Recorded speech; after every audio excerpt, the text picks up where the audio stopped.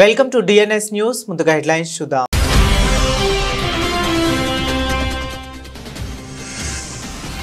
మా జోలికొస్తే ఊరుకోం, అమెరికాకు పుతిన్ తీవ్ర హెచ్చరిక. చర్చలకు తాము ఎప్పుడూ సిద్ధమేనని స్పష్టీకరణ.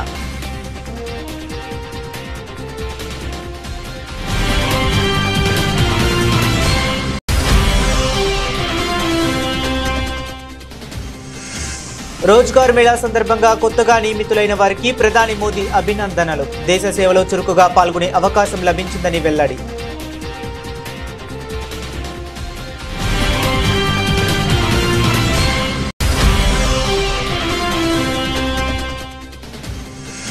బీహార్ ఎన్నికల నేపథ్యంలో బెగుసరాయిలో జరిగిన ప్రజా ర్యాలీలో పాల్గొన్న ప్రధాని మోదీ సంక్షోభ సమయాల్లో కూడా పేదలను ఎగతాళి చేస్తున్నారంటూ ప్రతిపక్షాలపై ధ్వజం.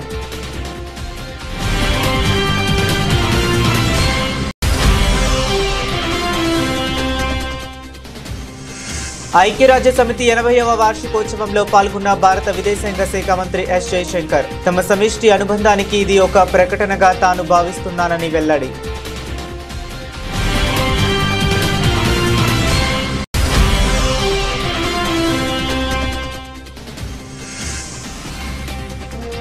కర్నూలు జిల్లాలో పెను విషాదం, ప్రైవేటు బస్సు దగ్ధం. హైదరాబాద్ నుంచి బెంగళూరు వెళ్తుండగా ఘటన.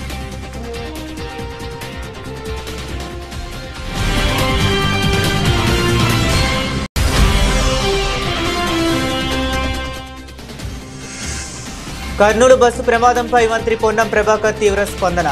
నిర్లక్ష్యంగా ఉంటే ట్రావెల్స్ యజమానులపై హత్య కేసులు నమోదు చేస్తామని హెచ్చరిక.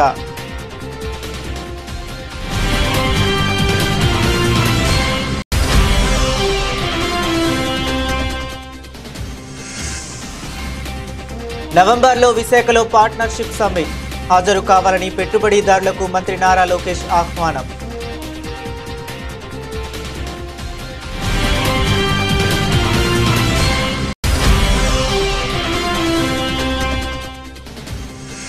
కాంగ్రెస్ నిరుద్యోగ బాకీ కార్డు ఆవిష్కరించిన మాజీ మంత్రి ఎమ్మెల్యే హరీష్ రావు. రేవంత్ రెడ్డి కళ్ళు తెరిపించడానికి ఈ జూబ్లీహిల్స్ ఉప ఎన్నిక ప్రజలకు ఒక అవకాశమని పిలుపు.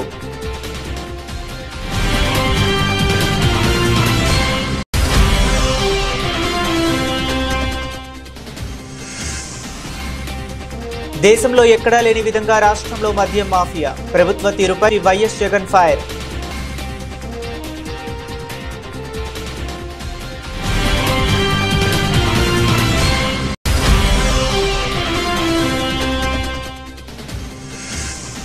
లిక్కర్ బాటిళ్ల హోల్గ్రామ్ కాంట్రాక్ట్ ను బీఆర్ఎస్ ప్రభుత్వం దుర్వినియోగం చేసింది. గత ప్రభుత్వంపై మండిపడ్డి మంత్రి జూపల్లి కృష్ణారావు.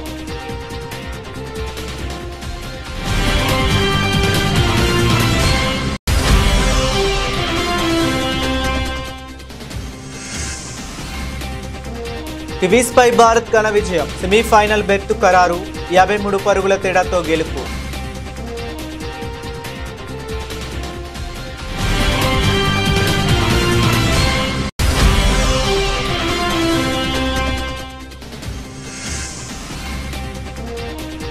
కాంతారాపై అల్లు అర్జున్ ప్రశంసలు. ఫ్రాన్స్ లోకి వెళ్లిపోయా అంటూ పోస్ట్.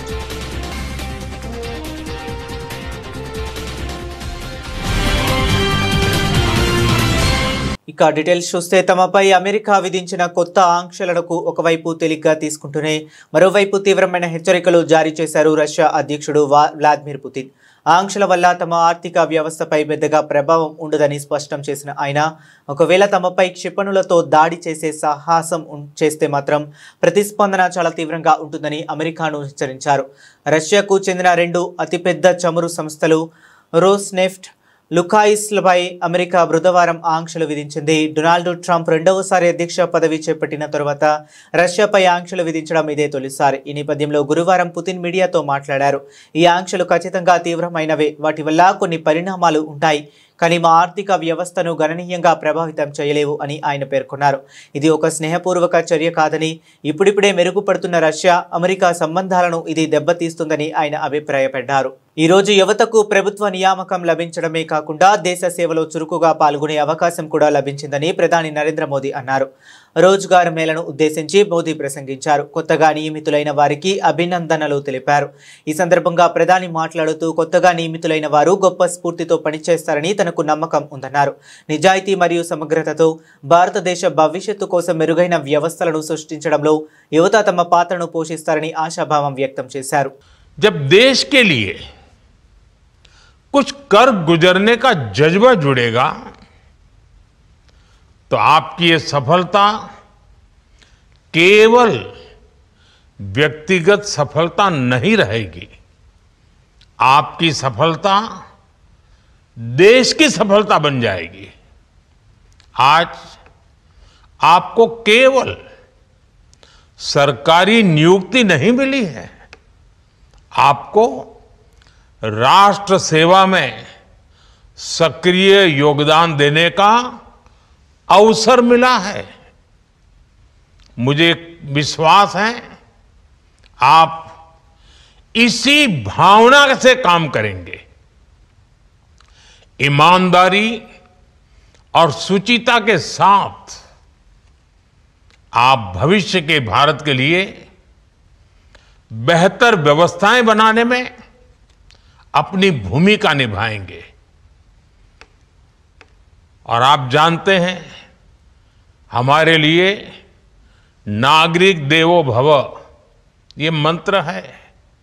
सेवा भाव से, समर्पण भाव से हर नागरिक के जीवन में हम उपयोगी कैसे हो ये कभी भूलना नहीं है। బీహార్ ఎన్నికల నేపథ్యంలో బెగుసరాయిలో జరిగిన ప్రజా ర్యాలీలో ప్రధాని మోదీ పాల్గొన్నారు. ఈ సందర్భంగా ప్రజలను ఉద్దేశిస్తూ మాట్లాడుతూ బీజేపీ ఎన్డీఏ ప్రభుత్వం కారణంగా 200కు పైగా ఫ్యాక్టరీలు ఉన్నాయని మరియు మొబైల్ డేటా చాలా చౌకగా మారిందన్నారు. ఇది బీహార్ యువతకు కంటెంట్ సృష్టికి కొత్త మార్కెట్ను సృష్టిస్తుందని పేర్కొన్నారు. ఏదైనా ప్రాంతం లేదా రాష్ట్రం అభివృద్ధి చెందాలంటే దార్శనికత, దీర్ఘకాలికంగా ఉద్దేశం దృఢంగా మరియు లక్ష్యం స్పష్టంగా ఉన్నప్పుడు మాత్రమే సాధ్యమవుతుందని అన్నారు. అయితే ఆర్జేడీ, కాంగ్రెస్ దానంతటా అదే ఒక సమస్య అని, అలాంటప్పుడు బీహార్ సమస్యలకు వారు పరిష్కరించలేదని విమర్శించారు. సంక్షోభ సమయంలో కూడా పేదలను ఎగతాళి చేసేది ఈ సున్నితత్వం లేని వ్యక్తులే అంటూ ధ్వజమెత్తారు. आप इतनी बड़ी तादाद में यहाँ है, आप मेरा एक काम करेंगे? सबके सब जरा बताओ, मेरा एक काम करेंगे? ऐसे नहीं, जोर से बताओ। तो एक काम करिए, आपके पास मोबाइल तो होगा ही होगा, जरा मोबाइल फोन बाहर निकालिए, जरा मोबाइल फोन बाहर निकाल करके जरा मोबाइल की लाइट जला दीजिए। ये मोबाइल कांग्रेस के समय में बहुत महंगा था और विदेश से मंगाना पड़ता था। कांग्रेस के समय में देश में मोबाइल बनाने वाली जरा आप आवाज बंद करो भाई, आपका उत्साह मैं समझता हूं, जरा आवाज बंद करो। मोबाइल फोन बनाने वाली कांग्रेस के जमाने में सिर्फ 2 फैक्ट्रियां थी। आपकी लाइट चालू रखो, अब देश में मोबाइल फोन बनाने वाली 200 से ज्यादा फैक्ट्रियां हैं। भाजपा एनडीए सरकार की वजह से आज डेटा भी बहुत सस्ता हो गया है। इस वजह से बिहार में युवाओं को कंटेंट क्रिएशन का नया मार्केट मिला है। आज बिहार में ये मोबाइल, ये प्रकाश हर कोई देख रहा है। अब मैं आपसे पूछना चाहता हूं, आप मुझे बताइए साथियों, बिहार के लोगों के हाथ में जब इतनी रोशनी चमक रही है तो बिहार के लोगों को लालटेन की जरूरत है क्या? ఐక్యరాజ్య సమితి 80వ వార్షికోత్సవం సందర్భంగా భారత విదేశాంగ శాఖ మంత్రి ఎస్ జైశంకర్ శుభాకాంక్షలు తెలిపారు. ఈ సందర్భంగా జైశంకర్ మాట్లాడుతూ ప్రపంచం క్లిష్ట పరిస్థితులను ఎదుర్కొంటున్న సమయంలో ఈ ముఖ్యమైన వార్షికోత్సవం సందర్భంగా ఐక్యరాజ్య సమితి పట్ల తమ సమిష్టి అనుబంధానికి ఇది ఒక ప్రకటనగా తాను భావిస్తున్నానని తెలిపారు. యుఎన్ వ్యవస్థాపక సభ్య దేశంగా ఐక్యరాజ్య సమితి దినోత్సవం సందర్భంగా హాజరైన వారందరికీ తాను హృదయపూర్వక శుభాకాంక్షలు తెలియజేశారు. Our collective attachment to the United Nations on this important anniversary at a time when the world is perhaps passing through somewhat difficult circumstances. It is truly a great pleasure to be with you here on this special occasion as we celebrate the 80th anniversary of the United Nations. As a founding member state of the UN, I extend warm wishes to all present on United Nations Day. Let me begin by congratulating the Department of Sports, Ministry of Communications, for organizing this very successful open competition on MyGov portal to design the commemorative postage stamp celebrating UN at 80. As we heard from Secretary West, there were more than 740,000 entries which were received from students of classes 9 to 12 across the country and from arts colleges across India. It must have been a very difficult job to select the winning entry, but I also want to say that the stamp that was selected, which was unveiled a little while ago, certainly depicts the need for peace in this era of conflict.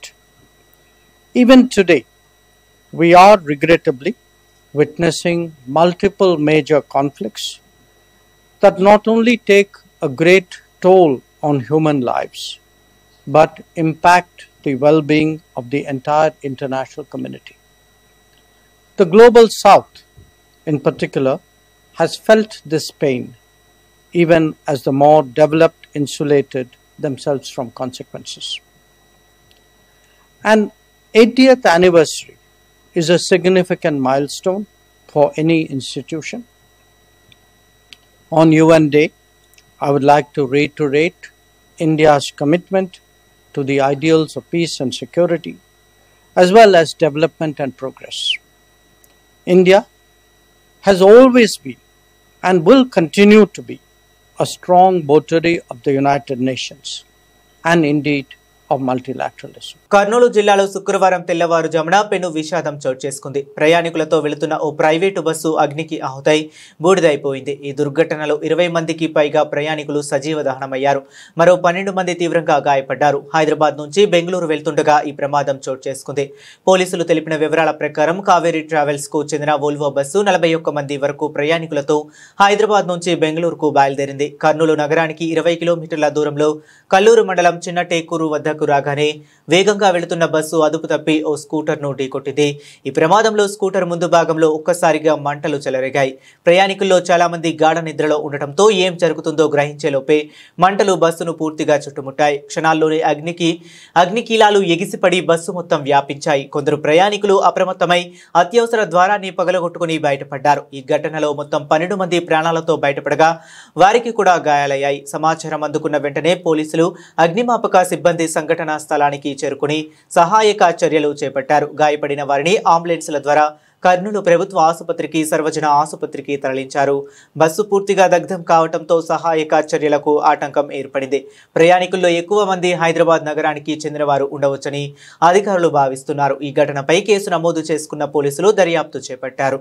Private travels యజమానుల నిర్లక్ష్యం కారణంగా ప్రయాణికుల ప్రాణాలు పోతే ఇకపై వారిపై హత్యానేరం కింద కేసులు నమోదు చేసి జైలుకు పంపుతామని తెలంగాణ రవాణా శాఖ మంత్రి పొన్నం ప్రభాకర్ తీవ్రస్థాయిలో హెచ్చరించారు.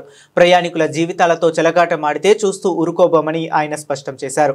కర్నూలు జిల్లా చిన్నటేకూరు వద్ద ఇటీవలే జరిగిన బస్సు ప్రమాదం నేపథ్యంలో ఆయన ఈ ఘాటు వ్యాఖ్యలు చేశారు. కర్నూలులో జరిగిన దురదృష్టకర ఘటనపై మంత్రి తీవ్ర దిగ్భ్రాంతి వ్యక్తం చేశారు. ఈ ప్రమాదంపై సమగ్ర విచారణ జరపాలని అధికారులను అధికారులను ఆదేశించినట్లు తెలిపారు. బస్సుల ఫిట్నెస్, ఇన్సూరెన్స్, స్పీడ్ నిబంధనల విషయంలో ఏమాత్రం రాజీ పడొద్దని, వాటిని ఖచ్చితంగా పాటించాలని యజమానులను ఆదేశించారు. రవాణా శాఖ అధికారులు తనిఖీలు నిర్వహిస్తే తమను వేధిస్తున్నారని కొందరు యజమానులు ఆరోపిస్తున్నారని, ఆ కారణంగానే ఇలాంటి ప్రమాదాలు జరిగినప్పుడు సరైన వివరాలు కూడా లభించడం లేదని ఆయన ఆవేదన వ్యక్తం చేశారు. కర్నూలులో జరిగినటువంటి బస్ సంఘటన దురదృష్టకర సంఘటన, చాలా బాధ కలిగింది. ఉదయాన్నే మృతులందరికీ సంతాపాన్ని తెలియజేస్తా ఉన్నాం. తెలంగాణ ప్రభుత్వం పక్షాన గౌరవ ముఖ్యమంత్రి గారు కూడా ఈ అంశం పట్ల వివరాలు తెలుసుకోవడం జరిగింది. అక్కడ తక్షణంగా తెలంగాణ ప్రభుత్వం నుంచి ఏదైనా సహాయక చర్యలు జరగాల్సి ఉంటే సంబంధిత రవాణా శాఖ అధికారులను కూడా ఆదేశించడం జరిగింది. తెలంగాణకు సంబంధించి అదేవిధంగా ఆంధ్ర రవాణా శాఖ మంత్రి గారితో, జిల్లా కలెక్టర్ గారితో, డిఐజీ గారితో టెలిఫోన్లో మాట్లాడి ఇన్సిడెంట్ యొక్క పూర్తి సమాచారాన్ని తీసుకున్నాం. ఇవి ఒక దురదృష్టకర సంఘటన. దీని పట్ల భవిష్యత్తులో, ఎందుకంటే హైదరాబాద్ వయా ఆంధ్ర, కర్ణాటక వయా ఆంధ్ర, హైదరాబాద్కు రోజు వేల మంది ప్రయాణం చేసే ఈ యొక్క బస్సు వ్యవస్థలో అన్ని రకాల చర్యలు తీసుకోవడానికి ముగ్గురం ట్రాన్స్పోర్ట్ కమిషనర్ తొందరలో సమావేశమై తదుపరి ఇటువంటి ఇన్సిడెంట్ జరగకుండా తీసుకోవాల్సిన చర్యలను తీసుకుంటాం. ఉదాహరణకు తిరుపతిలో ఘాట్ రోడ్ ఎక్కేప్పుడు ఎంత సమయం తీసుకుంటుంది, దిగేప్పుడు ఎంత సమయం తీసుకుంటుందో ఎంట్రీ ఎగ్జిట్లో రికార్డ్ చేస్తారు. ఇక్కడ కూడా హైదరాబాద్ నుంచి బెంగళూరుకి వెళ్ళినా, హైదరాబాద్ నుంచి తిరుపతికి వెళ్ళినా, హైదరాబాద్, విజయవాడ, రాజమండ్రి, వైజాగ్లకు వెళ్ళినా ఇటువంటి నిబంధన తేవడం ద్వారా స్పీడ్ లిమిట్, యాక్సిడెంట్ నివారించే హక్కు ఉంటుంది. అదేవిధంగా బస్సు ఓనర్స్ కానీ ట్రావెల్స్ సంబంధించిన వాళ్ళకు కూడా విజ్ఞప్తి చేస్తున్నాం, హెచ్చరిక చేస్తూ ఉన్నాం. రవాణా శాఖ తరఫున మీరు మీ యొక్క ఫిట్నెస్ కానీ, ఇన్సూరెన్స్ కానీ తదితర అంశాల పట్ల ఎక్కడ నిర్లక్ష్యం వహించినా నేరుగా హత్యా నేరం పెట్టి లోపలికి పంపుతాం. జాగ్రత్త అని చెప్తా ఉన్నాం. నియమ నిబంధనలు పాటిస్తూ స్పీడ్కు సంబంధించిన విషయంలో కూడా జాగ్రత్త వ్యవహారం చేస్తూ ప్రాణాలతో చెలగాటం ప్రయత్నం చేయొద్దు. రోజువారీ రవాణా శాఖ చెక్కులు చేస్తే వేధింపులకు అని మాట్లాడతారు. ఇవాళ ఇటువంటి సంఘటనలు జరిగినప్పుడు వాటికి సంబంధించినటువంటి క్లారిఫికేషన్ దొరికే పరిస్థితి ఉండదు. ఇలా ఏది ఏమైనా బస్సు ఒడిశాలో రిజిస్ట్రేషన్ అయింది, హైదరాబాద్ నుంచి బెంగళూరుకి వెళ్తూ ఉంది. అర్ధరాత్రి మోటార్ సైకిల్ బస్ కిందకి వచ్చి ప్రమాదం జరిగింది. ఏదైనా కారణాలు కావచ్చు. తప్పకుండా వీటి పట్ల సంబంధిత గౌరవ ఆంధ్ర మంత్రి, కర్ణాటక మంత్రి, నేను తప్పకుండా దీన్ని కూర్చొని ఏం చేయాలనే ఆలోచన కొద్దీ భవిష్యత్తులో సంఘటన జరగకుండా చర్యలు తీసుకుంటాం. మృతులకు మా సానుభూతి. తప్పకుండా ఎటువంటి పునరావాస చర్యలు, అక్కడ అన్ని చర్యలకు సంబంధించి తెలంగాణ ప్రభుత్వం తరఫున ఆంధ్ర ప్రభుత్వానికి పూర్తిగా సపోర్టివ్గా ఉంటుంది.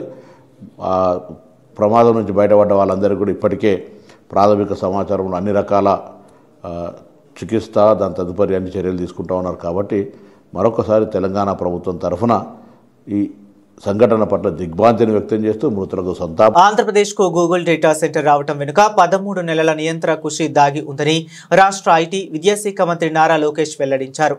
ఆస్ట్రేలియా పర్యటనలో భాగంగా మెల్బోర్న్లో Australia India business council, AIBC, CII సంయుక్తంగా నిర్వహించిన పార్ట్నర్షిప్ సమ్మిట్ రోడ్ షోలో ఆయన పాల్గొన్నారు. ఈ సందర్భంగా పెట్టుబడిదారులను ఉద్దేశించి ప్రసంగిస్తూ ఏపీని పెట్టుబడులకు గమ్యస్థానంగా ఎందుకు ఎంచుకోవాలో వివరించారు. నవంబర్ 14, 15 తేదీల్లో విశాఖపట్నంలో జరగనున్న పార్ట్నర్షిప్ సమ్మిట్కు హాజరై రాష్ట్రంలోని అవకాశాలను పరిశీలించాలని పెట్టుబడిదారులను ఆయన ఆహ్వానించారు. Why you should consider Andhra Pradesh? We are the second largest, fastest growing states right now, soon to be number 1. With all these investments getting grounded, we don't believe in signing MOUs. We are not into that. We mean business. We mean grounding. We have serious ADD, attention deficit disorder. So we'll have to be on top of things and execute on things and really get the ball rolling. So as my team members have shared, we are hosting a partnership summit in Visakhapatnam. It's a beautiful city. 14th and 15th of November. So please come visit us. For people who know India, if Bangalore were to marry Goa and have a child, that will be Visakhapatnam. We have best of both worlds. It's a gorgeous city. It's the 9th largest economic city in India. We aspire to be among the top 3. And Visakhapatnam economic corridor, as we call it, is going to be $1 trillion economic corridor for us. So we're looking now planning, because we've had massive investments, massive announcements come in and work started. We don't have challenges that our neighbors are having in terms of infrastructure. We have to build an economic corridor that will thrive over the next century. And the work is already on. So please come visit us. I'll be there. We'll be more than happy to host you. And I would love to open up this session. Congress నిరుద్యోగ బాకీ కార్డును మాజీ మంత్రి MLA Harish Rao ఆవిష్కరించారు. ఈ సందర్భంగా హరీష్ రావు మాట్లాడుతూ రేవంత్ రెడ్డి కళ్ళు తెరిపించడానికి ఈ జూబ్లీహిల్స్ ఉప ఎన్నిక నిరుద్యోగులకు ఒక అవకాశమని అన్నారు. ఆనాడు కాంగ్రెస్ పార్టీని గెలిపించడానికి బస్సు యాత్ర చేశారని, ఆ కాంగ్రెస్ కళ్ళు తెరిపించాలంటే తమ నిరుద్యోగులు దండు కట్టి బయలుదేరి వాళ్లను ఓడించండి అంటూ పిలుపునిచ్చారు. నిరుద్యోగులను రాహుల్ గాంధీ, ప్రియాంక గాంధీ మోసం చేశారు కనుక ఓడిపోయారని వాళ్లకు అర్థం కావాలని అన్నారు. ఇవాళ మీ చేతిలో ఒక అవకాశం ఉంది. రేవంత్ రెడ్డి కళ్ళు తెరిపించడానికి మీ చేతిలో ఒక అవకాశం ఉంది. ఈ జూబ్లీహిల్స్ ఉప ఎన్నిక కొంతమంది చెల్లెళ్ళు ఎలక్షన్లో నామినేషన్ వేసినట్టు కూడా నేను పేపర్లో చదివాను. నేను మీతో కోరేది ఒక్కటే, జూబ్లీహిల్స్ ఓడిపోతే రేవంత్ రెడ్డి ఏం గద్దె దిగడు కదా, ఆయన ముఖ్యమంత్రి పదవేం పోదు కదా, ఇంకా 3 ఏళ్ళు పక్కా ఉంటాడు ఆయన్నే రేవంత్ రెడ్డి, ఉండాలని కూడా మేము కోరుకుంటున్నాం. ఇక మళ్ళా కాంగ్రెస్ 20 ఏళ్ళ దాకా మొలవదిగా. అయితే నేను మీతో కోరేది ఒక్కటే, దయచేసి మీరు కాంగ్రెస్ను జూబ్లీహిల్స్లో ఓడించాలని, ఆనాడు కాంగ్రెస్ను గెలిపించాలని బస్సు యాత్ర చేసిండ్రు. ఆనాడు కాంగ్రెస్ మిమ్మల్ని వేడుకున్నది, వాడుకున్నది. ఇవాళ గెలిచి గద్దెనెక్కి మీకు దగా చేసింది కాంగ్రెస్. ఆ కాంగ్రెస్ కళ్ళు తెరిపించాలంటే, ఆ కాంగ్రెస్ కు సురుకు పుట్టాలంటే జూబ్లీహిల్స్ లో కాంగ్రెస్ ను ఓడించడానికి మా నిరుద్యోగ యువతి యువకులందరూ దండుగట్టి బయలుదేరండి. కాంగ్రెస్ ఓడితే ఆయన రివ్యూ చేసుకుంటాడు. రాహుల్ గాంధీ అడుగుతాడు, నేను ఏమైందా నువ్వు ఎందుకు ఓడినావు అంటే, అప్పుడు మా నిరుద్యోగ యువతి యువకులకు 2 లక్షల ఉద్యోగాలు ఇస్తా అని రాహుల్ గాంధీ, ప్రియాంక గాంధీ మాట ఇచ్చి మోసం చేసింది కనుక ఈ నిరుద్యోగ యువకులే కాంగ్రెస్ ను ఓడించిండ్రు అనేటువంటి విషయం వాళ్ళకి అర్థం కావాలి. ఉద్యోగాలు ఇవాళ మనకు 2 లక్షల ఉద్యోగాలు రావాలంటే, మెగా డిఎస్సి రావాలంటే, జీవో 46 అమలు కావాలంటే జూబ్లీహిల్స్ లో కాంగ్రెస్ కు గుణపాఠం చెప్పండి. అప్పుడే ఇవన్నీ వస్తాయి. గవర్నమెంట్ ఏం మారేది, కొత్త గవర్నమెంట్ ఏం ఎక్కదు.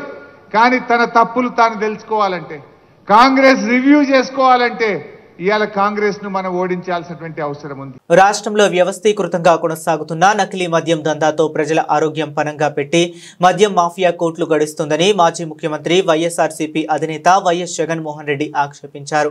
ఆయన నిందలు వేరే వారిపై వేస్తూ తప్పించుకో చూస్తున్నారని ఆయన విమర్శించారు. విశాఖలో తమ ప్రభుత్వ హయాంలోనే అదానీ డేటా సెంటర్ బీజం పడిందని పార్టీ కేంద్ర కార్యాలయంలో మీడియాతో మాట్లాడిన వైఎస్ జగన్ వెల్లడించారు. పర్ఫార్మెన్స్ లో వీక్, క్రెడిట్ చోరీలో పీక్ అయిన సీఎం చంద్రబాబు ఇప్పుడు గూగుల్ డేటా సెంటర్ పై ఇదే తరహాలో ప్రచారం చేసుకుంటున్నారని తెలిపారు. మరోవైపున ఇల్లిసిట్, స్పూరియస్ లిక్కరు విచ్చలవిడిగా తాగిస్తున్నారు, ప్రతి 4-5 బాటిల్లో ఒక బాటిల్. మరోవైపు ఈ ప్రైవేట్ మాఫియా లిక్కర్ షాపులు ఏదైతే ఇండెంట్ ప్లేస్ చేస్తారో, వీళ్ళకి కావాల్సిన డిస్టరీలకు, వీళ్ళకి కావాల్సిన బ్రాండ్లు, వీళ్ళకి కావాల్సిన డిస్టరీలకు అవి మాత్రమే గవర్నమెంట్ డబ్బులు కట్టి వీళ్ళకి సప్లై చేస్తూ ఉంది. అది ఇంకొక స్కామ్. నిజంగా ఆశ్చర్యం కలిగించే విషయాలు ఇవన్నీ. మా జోగి రమేష్ మీద డైవర్ట్ చేస్తూ ఆరోపణలు చేశారు. మా జోగి రమేష్ 2 ఫోన్లు ఇలా చూపించినాడు. అయ్యా ఈ నా ఫోన్లో నుంచి నాకు ఆ జనార్దన్ రావు అనేవాడు ఎవడో తెలియదు, పరిచయాలు లేవు, మాట్లాడే సంబంధాలు లేవు, అది సత్సంబంధాలు అంతకన్నా లేవు, ఇదిగో నా ఫోన్లు అని చెప్పి జోగి రమేష్ చూపించినాడు. మరి జోగి రమేష్ కు పరిచయమే లేని వ్యక్తితో చాట్స్ జరిగినట్టుగా ఫోన్ పోయింది అని చెప్తా ఉన్న జనార్దన్ రావు ఫోన్లో నుంచి రిలీజ్ అవుతాయి ఆ చాట్స్. అంటే ఏ స్థాయిలోకి వీళ్ళు దిగజారిపోతా ఉన్నారు చూడండి ఒకసారి. సిబిఐ ఎంక్వైరీ అడుగుతూ ఈ పాట చూపిస్తూ అప్పుడు ఏమంటారు, ఫోన్ లేదు, పోయిందని ఆయనే కంప్లైంట్ ఇచ్చినాడు, ఫోనే లేదు కదా అని వీళ్ళు అంటారు. కానీ ఈ లోపల డ్యామేజ్ చేస్తూ ఉన్నారు కదా డైవర్షన్ పాలిటిక్స్లో. అంటే ఒక మనిషిని, ఒక వ్యక్తిత్వ హరణం కాదా ఇది అని అడుగుతా ఉంది. 87,000 కోట్ల రూపాయలు అదాని పెట్టుబడి పెడతా ఉంది గూగుల్ను తీసుకొచ్చేదానికి. This project is being developed by Adani. $10 billion ఖర్చు చేసి 87,000 కోట్ల రూపాయలు ఖర్చు చేసి గూగుల్ను తీసుకొచ్చే కార్యక్రమం జరుగుతూ ఉంది ఇక్కడ. The entirety of the project is being constructed by Adani. It is going to be the world's largest data centre. కట్టిన తర్వాత గూగుల్ క్లయింట్గా వాటిని వాడుకుంటుంది. $10 బిలియన్ తీసుకొచ్చి ఇక్కడ పెట్టి ఇంత కష్టపడి సింగపూర్ గవర్నమెంట్ నుంచి కేబుల్ తిప్పించి కేంద్ర ప్రభుత్వము, సింగపూర్ గవర్నమెంటు, వైఎస్ఆర్సీపీ గత ప్రభుత్వము 87,000 కోట్ల పెట్టుబడి ఇన్ని పెట్టిన తర్వాత గూగుల్ వస్తుంది. క్రెడిట్ అనేది ఎవరికి ఇవ్వాలా? వైసీపీ ప్రభుత్వంలోనే ఇది 300 మెగావాట్లకు సంబంధించి అప్పుడే బీజం పడింది, అప్పుడే గూగుల్కు అదానికి ఉన్న రిలేషన్షిప్ అప్పటి నుంచే ఉన్నది, అప్పుడే జగన్ ప్రభుత్వం వైసీపీ ప్రభుత్వం సింగపూర్ గవర్నమెంట్కి లేఖ రాసింది. అప్పుడే కేంద్ర ప్రభుత్వం ఇన్వాల్వ్ అయ్యి సింగపూర్ ప్రభుత్వం లిక్కర్ బాటిళ్ల హోలో గ్రామ్ కాంట్రాక్ట్ ను బీఆర్ఎస్ ప్రభుత్వం దుర్వినియోగం చేసిందని ఎక్సైజ్ మరియు పర్యాటక శాఖ మంత్రి జూపల్లి కృష్ణారావు తెలిపారు. వాటిని కాంగ్రెస్ సర్కార్ ప్రక్షాళన చేస్తుందని పేర్కొన్నారు. ఈ విషయమై ఆయన మీడియాతో మాట్లాడారు. భారత రాజ్యాంగం ప్రకారం చట్టసభలు, పార్లమెంటు, శాసనసభ అంటే చట్టాలు చేసేటువంటి శాసనసభలు, రెండవది న్యాయ వ్యవస్థ, మూడవది ఎగ్జిక్యూటివ్ బాడీ కార్యనిర్వాహక వ్యవస్థ. రాజ్యాంగం ప్రకారం కార్యనిర్వాహక ఎగ్జిక్యూటివ్ బాడీ హెడ్ ఎవరు? రాష్ట్రంలో ఎగ్జిక్యూటివ్ హెడ్ ముఖ్యమంత్రి. సంబంధిత శాఖలకు మంత్రులు ఎగ్జిక్యూటివ్ హెడ్స్, వాళ్ళ కింద పనిచేసిన సెక్రటరీస్, వాళ్ళకి సపోర్టింగ్ స్టాఫ్. ఇక్కడ ఒక అంశం చెప్తాను మీకు. గత ప్రభుత్వ హయాంలో ఈ యొక్క లిక్కర్ బాటిల్స్ పైన ఉండేటువంటి క్యాప్ అనేటువంటి హోలోగ్రామ్స్ ఏవైతే ఉంటాయో అది 2013లో అంటే 21 ఆగస్టు 2013లో ఒక కంపెనీకి ఆ హోలోగ్రామ్స్ కాంట్రాక్ట్ ఇచ్చింది. 2014లో వచ్చినటువంటి టీఆర్ఎస్ ప్రభుత్వం 1వ తారీఖు జూలై 2014 నుంచి 2019 వరకు అదే కంపెనీకి అగ్రిమెంట్ చేసి కంటిన్యూ చేసింది. 2019లో అగ్రిమెంట్ టర్మ్ అయిపోయింది. ఆ తదనంతరం అంటే 2019 నుంచి 2023 ఈ ప్రభుత్వం వచ్చే నాటికి నామినేషన్ పైన ప్రతి సంవత్సరం ఎక్స్టెన్షన్ ఇచ్చుకుంటూ పోయిన టెండర్ పిలవకుండా. ఎప్పుడైతే నా దృష్టికి, నేను మంత్రి అయిన తర్వాత నా దృష్టికి రాగానే 2 మాసాలకే అధికారుల సమీక్షలో స్పష్టంగా చెప్పిన నామినేషన్ ఎట్లా ఇస్తారు, అసలు వాళ్ళు ఎట్లా ఇచ్చిండ్రు, బుద్ధి ఉందా లేదా, 5 సంవత్సరాల పాటు నామినేషన్ ఇస్తారా, సంవత్సరానికి 40 కోట్ల రూపాయల కాంట్రాక్ట్, అది నామినేట్లు ఇస్తారు, ఎందుకు టెండర్ పిలవలేదు? సో కాబట్టి ఇమ్మీడియట్గా దానిపైన చర్యలు తీసుకోమని 2 సమీక్షలు చెప్పడం జరిగింది. సమీక్షల్లో చెప్పిన తర్వాత కూడా స్పందన లేని సందర్భంలో నేను మళ్ళీ రైటింగ్ లో 13వ తారీఖు ఆగస్టు 2024 అంటే కరెక్ట్ గా 1 సంవత్సరం 2 మాసాలు అయితే ఉంది లెటర్ పంపించినాం. తర్వాత 24 సెప్టెంబర్ 2024లో మళ్ళీ నోటు పంపించినాం ఎందుకు చేయట్లేదని. మళ్ళీ 27 సెప్టెంబర్ 2024లో మళ్ళీ కూడా నోటు పంపించినాం. అట్లాగే 17 అక్టోబర్ 2024లో మళ్ళీ కూడా వాళ్లకు నోట్ పంపించి రిమైండర్ పంపించినాం. మళ్ళీ 9 డిసెంబర్ 2024లో కూడా పంపడం జరిగింది. అంటే ఏమని చెప్పినాం, ఏదైతే ప్రపంచంలో బెస్ట్ టెక్నాలజీ అవుతుందో ఆ టెక్నాలజీని ఐడెంటిఫై చేసి expression of interest EOI expression of interest చేసి టెక్నాలజీ ఐడెంటిఫై చేసి ఆ టెక్నాలజీ ప్రకారం టెండర్ పిలవండి అన్నాం. దానికి సంబంధించి ఆ కమిటీ ఏర్పాటు చేయడం జరిగింది. ఆ కమిటీకి చైర్మన్ గా ప్రిన్సిపల్ సెక్రటరీ రిజ్వీని ఏర్పాటు చేసినాం. అంటే దగ్గర ఆల్మోస్ట్ 1 సంవత్సరం 4 మాసాలు 3 మాసాలు అవుతా ఉంది. కమిటీ చేసిన తర్వాత కమిటీ మీటింగ్ లో పెట్టలేవాడు. మహిళల ఐసీసీ వన్డే ప్రపంచ కప్ లో భారత జట్టు అదరగొట్టింది. బ్యాటింగ్, బౌలింగ్ లో సమిష్టిగా రాణించి న్యూజిలాండ్ పై ఘన విజయం సాధించింది. వర్షం కారణంగా ఓవర్లు కుదించిన మ్యాచ్ లో డక్వర్త్ లూయిస్ పద్ధతి ప్రకారం 53 పరుగుల తేడాతో గెలిచి సెమీఫైనల్లో అడుగుపెట్టింది. భారత బ్యాటర్లు స్మృతి మంధాన 109, ప్రతికా రావల్ 122 శతకాలతో చెలరేగగా కివీస్ బ్యాటర్లు Brooke Halliday 81, Isabella Gaze 65 not out పోరాడినా ఫలితం లేకపోయింది. ఈ మ్యాచ్లో తొలుత బ్యాటింగ్ చేసిన భారత్ నిర్ణీత 49 ఓవర్లలో 3 వికెట్ల నష్టానికి 340 పరుగుల భారీ స్కోర్ సాధించింది. భారత ఇన్నింగ్స్ 48వ ఓవర్ తర్వాత వర్షం అంతరాయం కలిగించడంతో మ్యాచ్ను 49 ఓవర్లకు కుదించారు. అనంతరం న్యూజిలాండ్ లక్ష్య ఛేదనకు ముందు మరోసారి వర్షం పడడంతో డక్వర్త్ లూయిస్ పద్ధతి ప్రకారం లక్ష్యాన్ని 44 ఓవర్లలో 325 పరుగులుగా నిర్ధారించారు. భారీ లక్ష్యంతో బరిలోకి దిగిన న్యూజిలాండ్కు ఆరంభంలోనే ఎదురు దెబ్బ తగిలింది. కివీస్ 59 పరుగులకి 3 వికెట్లు కోల్పోయి కష్టాల్లో పడింది. ఈ దశలో Brooke Halliday 81, Isabella Gaze 65 not out అద్భుతంగా పోరాడారు. చివరిలో భారీ షాట్కు యత్నించి హాలిడే అవుట్ కావడంతో కివీస్ ఆశలు ఆవిరయ్యాయి. దీంతో న్యూజిలాండ్ 44 ఓవర్లలో 8 వికెట్లకు 271 పరుగులు మాత్రమే చేయగలిగింది. భారత బౌలర్లలో రేణుకా సింగ్, క్రాంతి గౌడ్ చెరో 2 వికెట్లు పడగొట్టారు. దేశవ్యాప్తంగా సంచలనాలు సృష్టిస్తున్న కన్నడ చిత్రం కాంతారా చాప్టర్ 1 పై ఐకాన్ స్టార్ అల్లు అర్జున్ ప్రశంసల వర్షం కురిపించారు.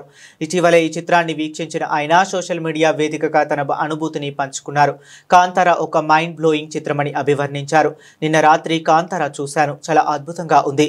సినిమా చూస్తున్నంతసేపు నేను ఒక ట్రాన్స్ లోకి ఉండిపోయాను. అని అల్లు అర్జున్ తన పోస్ట్లో పేర్కొన్నారు. చిత్రంలో ముఖ్య పాత్ర పోషించి దర్శకత్వం వహించిన రిషబ్ శెట్టిపై ఆయన ప్రత్యేక ప్రశంసలు కురిపించారు. రచయితగా, దర్శకుడిగా, నటుడిగా వన్ మ్యాన్ షో చేసినందుకు రిషబ్ శెట్టి గారికి నా అభినందనలు. ఆయన ప్రతి విభాగంలోనూ అద్భుతంగా రాణించారు అని కొనియాడారు. చిత్రంలోని ఇతర నటీనటులు రుక్మిణి, జయరాం, గుల్షాన్ దేవయ్య అద్భుతంగా నటించారని తెలిపారు.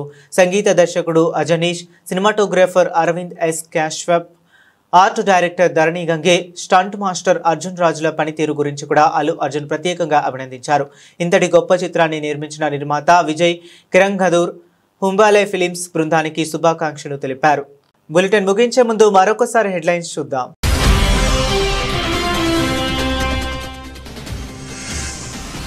మా జోలికొస్తే ఊరుకోం, అమెరికాకు పుతిన్ తీవ్ర హెచ్చరిక. చర్చలకు తాము ఎప్పుడూ సిద్ధమేనని స్పష్టీకరణ.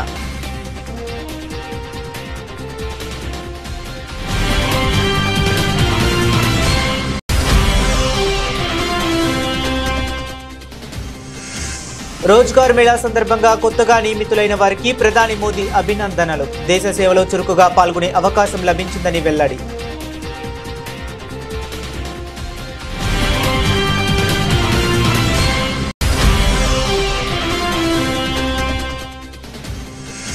బీహార్ ఎన్నికల నేపథ్యంలో బెగుసరాయిలో జరిగిన ప్రజా ర్యాలీలో పాల్గొన్న ప్రధాని మోదీ సంక్షోభ సమయాల్లో కూడా పేదలను ఎగతాళి చేస్తున్నారంటూ ప్రతిపక్షాలపై ధ్వజం.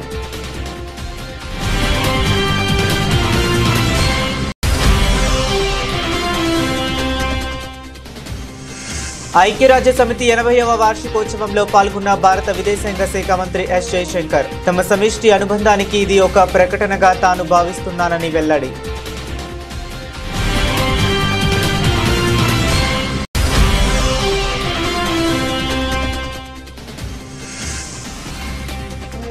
కర్నూలు జిల్లాలో పెను విషాదం, ప్రైవేటు బస్సు దగ్ధం. హైదరాబాద్ నుంచి బెంగళూరు వెళ్తుండగా ఘటన.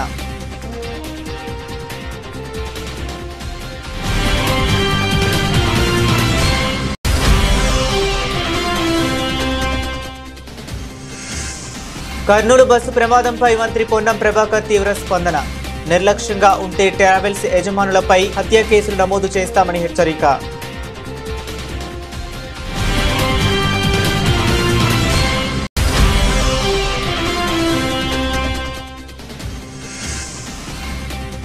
నవంబర్లో విశాఖలో పార్ట్నర్షిప్ సమ్మిట్ హాజరు కావాలని పెట్టుబడిదారులకు మంత్రి నారా లోకేష్ ఆహ్వానం.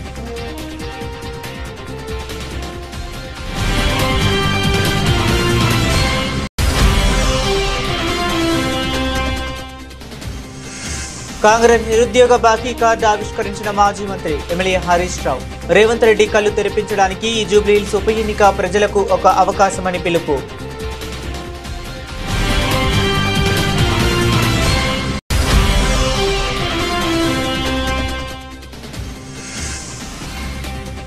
దేశంలో ఎక్కడా లేని విధంగా రాష్ట్రంలో మద్యం మాఫియా. ప్రభుత్వ తీరుపై వైఎస్ జగన్ ఫైర్.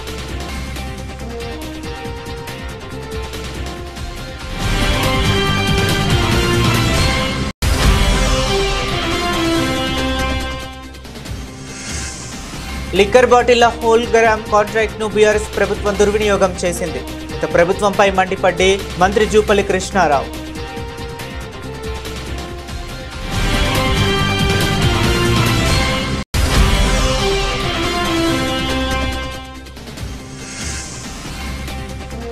కివీస్ పై భారత్ ఘన విజయం. సెమీఫైనల్ బెర్త్ ఖరారు. 53 పరుగుల తేడాతో గెలుపు.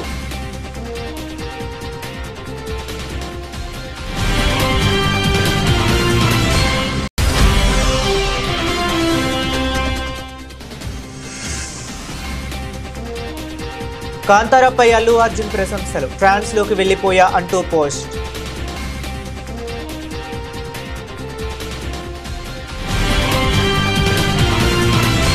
ఇవి ఇప్పటి వరకు ఉన్న అప్డేట్స్. మరిన్ని అప్డేట్స్ కోసం చూస్తూనే ఉండండి.